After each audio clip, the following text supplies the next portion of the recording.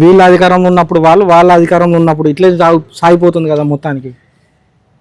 కేటీఆర్ గారు, హరీష్ రావు గారు, ముందు కేసీఆర్ గారు, వీళ్ళంతా రెచ్చగొట్టడంలో ఆరితేరిన వాళ్ళు.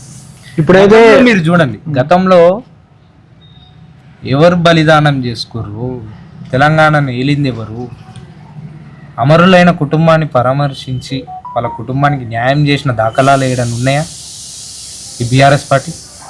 ఎంతోమంది శవాల మీద రాజకీయం చేసిన పార్టీ బీఆర్ఎస్ పార్టీ. ఈరోజు వీళ్ళు మాట్లాడుతుంటే హాస్యాస్పదంగా ఉంది. వీళ్ళ అధికారంలో ఉన్నప్పుడు వాళ్ళ అధికారంలో ఉన్నప్పుడు ఇట్లే సాగిపోతుంది కదా మొత్తానికి. కేటీఆర్ గారు, హరీష్ రావు గారు, ముందు కేసీఆర్ గారు, వీళ్ళంతా రెచ్చగొట్టడంలో ఆరితేరిన వాళ్ళు.